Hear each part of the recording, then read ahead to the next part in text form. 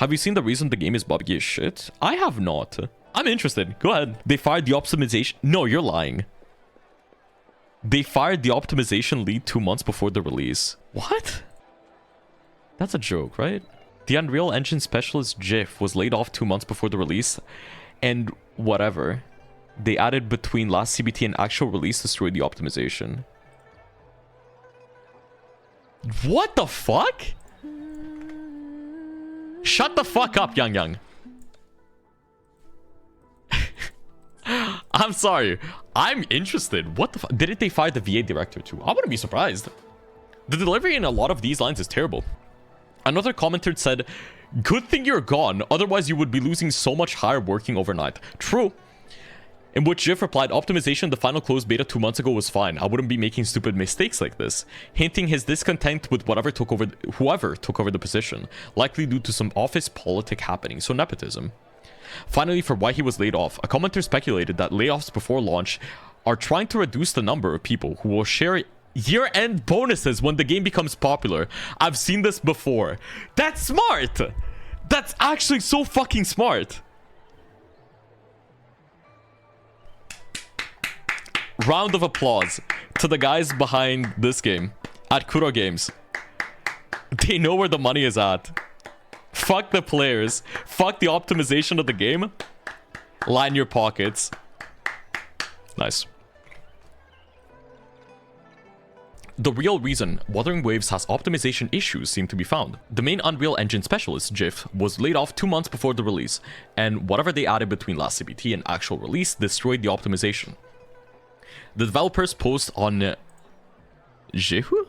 I don't know how to say it. I'm sorry if I actually chopped off the pronunciation altogether. The developer was released from Kuro Games 2 months before the game's release, after which he wrote a blog post called How Far Is Forever? Damn, that's hard. In it, he said, after all, this industry in China is really a desert of idealism. It neither lacks capital that is solely oriented towards profit, nor lacks companies that have no basic contract spirit, nor hypocrites and real scoundrels who will talk about being great in front of others and scheming in the end. He also said, when choosing a partner, character should be your first priority. Not only what he says, but also what he does. Not only what he does and says to you, but also what he does to his past partners. Not only what those close to him say about him, it also depends on what past estranged partners think of him. What does this mean? So he's basically just saying that the person they hired instead of him is a piece of shit? Translation is so funny. Yeah, it's very interesting. Consider the track record of Kuro firing fresh graduate, destroying their career trajectory in the previous firing wave in 2023. I didn't even know about this. It seems like Jiff is indeed hinting on what happened between him and Kuro Games management. A comment said, since the 2 engine experts were laid off last year, the capitalist face has been revealed. First prove that they are a black horse, and after eating the penguin meat, 10-cent investment, you will shear the sheep. Technology is not important. Capital will always be the winner, even if the project itself dies. Another commenter said, good thing you're gone, otherwise you would be losing so much higher working overnight.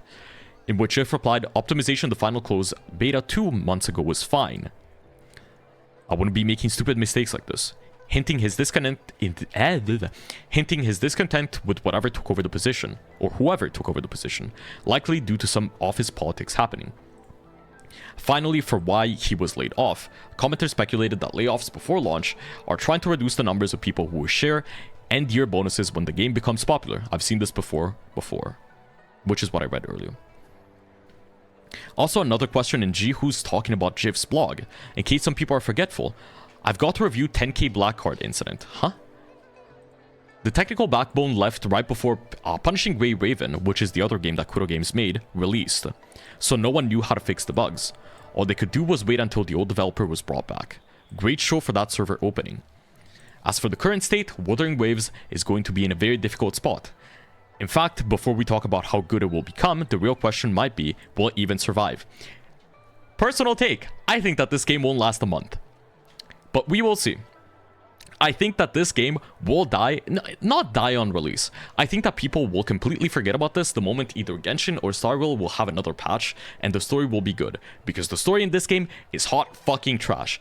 And no matter how good the gameplay can be, A lot of gacha players just won't be able to actually play through it because the game runs like complete ass.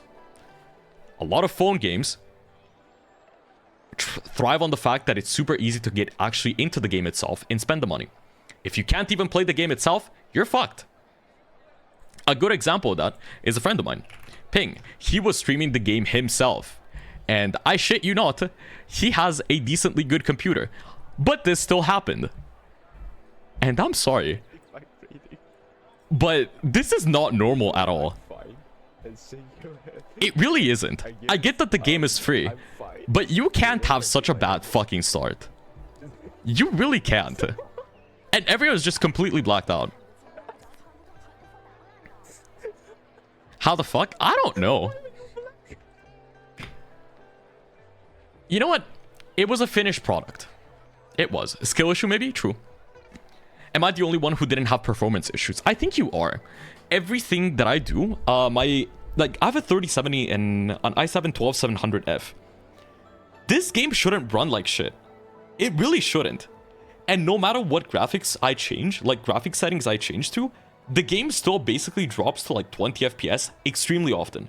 The moment I go out of like the north exit of the city, my game drops to 30. You have a 4080 and it lags. There you go. They'll make Wuthering Waves to a Resonator Reborn 2.0. They won't. Like, they need to scrap the entire game. I'm sorry. But all of this shit needs to go. The map is too fucking large. Like, it's too large and empty. This entire block of the city is just like, there's nothing in it. The game loads like fucking trash. The game has genuine problems with just performance in and of itself. Apparently, the reason why there is not a 120 FPS limit to this game is because it bugged out. So we're stuck on 60.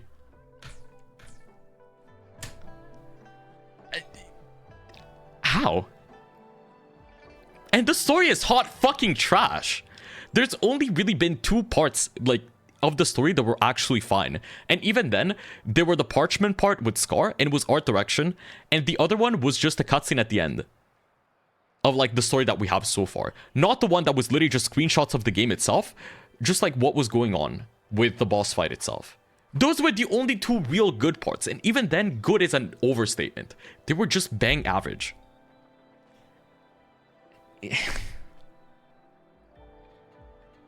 Brother Natlan coming out in 2 months and ZZZ released in the summer too. Oh yeah, this game is dead.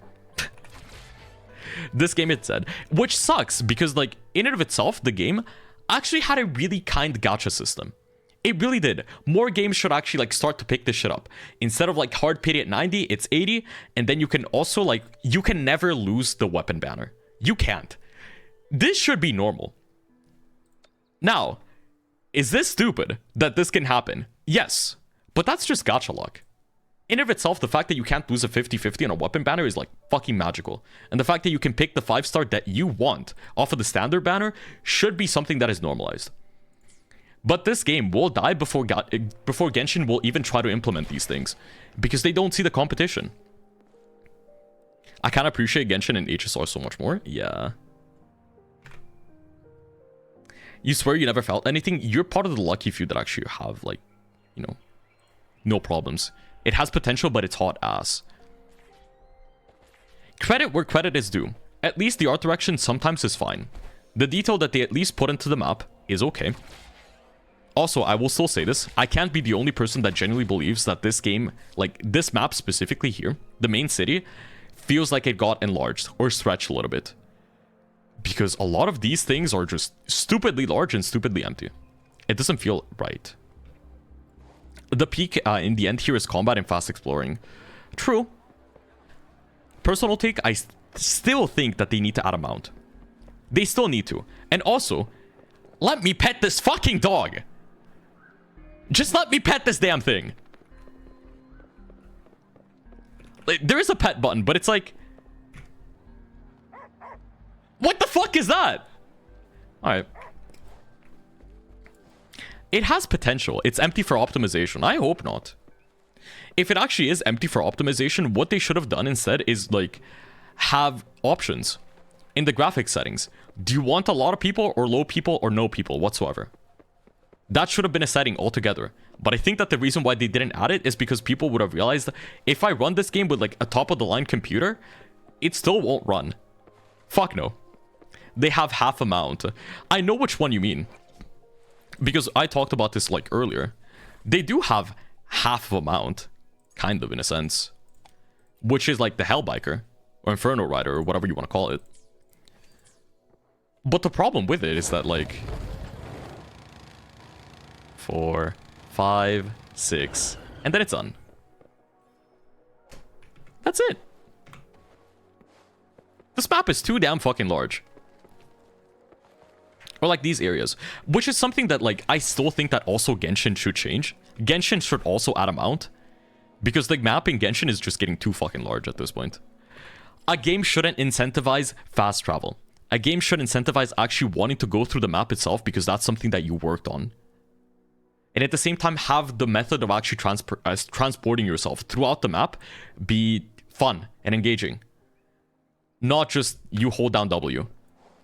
As of the current state, Wuthering Waves is going to be in a very difficult spot. In fact, we talk about how good it will become.